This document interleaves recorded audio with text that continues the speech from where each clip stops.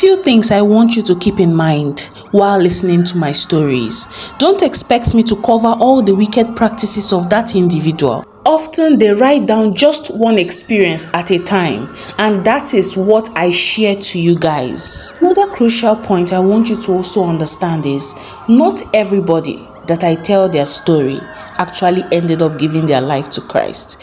If you can pay attention to some, not all ended in the deliverance factor line. Yes, I also get stories that attribute praise to the marine world or other worlds aside Jesus Christ, but I choose to not promote it on my page or videos. So most times I decline such stories, and yes, it might actually hurt the feelings of the ones that sent it. But please do understand.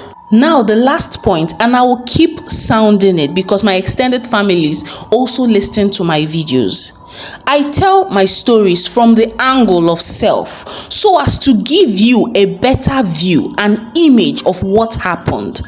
I am not outside street, and I do not identify as anything outside she and her. Those are my pronouns. Enjoy. Obviously, I had drifted away from everything God, and my thoughts were now corrupt.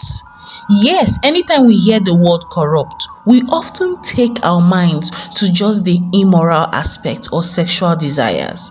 In my case, I was far from that.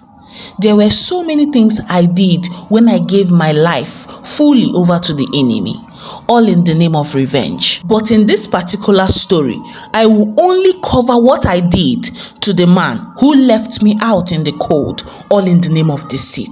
I was drawn back to my body by a force new to me, and when I opened my eyes, I could feel my baby kick hardly. And when I got up from where I was, I noticed I was spotting. I called my cabman and he came. He took me to the hospital immediately. When I got to the hospital, the doctor told me that I was already undergoing stress, and that stress was affecting my body, and I would need a bed rest for few days. And whatsoever was stressing me or the reason for the stress would have to stop. Everything he was saying was just falling on deaf ears, in a situation whereby you would just be pouring water on rock. I remember lying down, and all my thoughts were exactly on the little girl I saw in that man's house, the man that showed me this aspect of life, of revenge.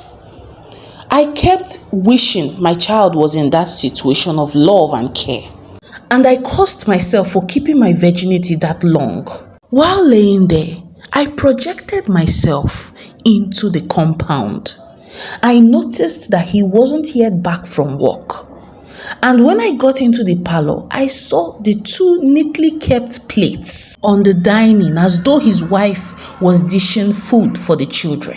Now, there are a few things I left out in this story so as not to contribute to the practice of witchcraft and astral projection. So anytime I say I appeared or I was in the compound, just know she actually projected herself into that compound, which is also a form of witchcraft. If you're curious to know more about astral projection, you could just look it up.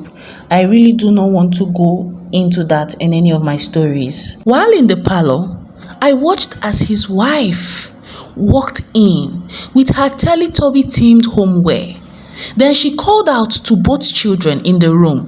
When none of them responded, she went in to get them and also to see what they were up to. I walked up to the place where the food was kept, and I infected it with my evil spice. And it was meant to manifest as malaria, along with sore throat. After which I watched how she brought in the two kids to the parlor towards the dining where the food was dished out. My eyes locked with the little girl. She was no stranger to paranormal things. She waved immediately she saw me.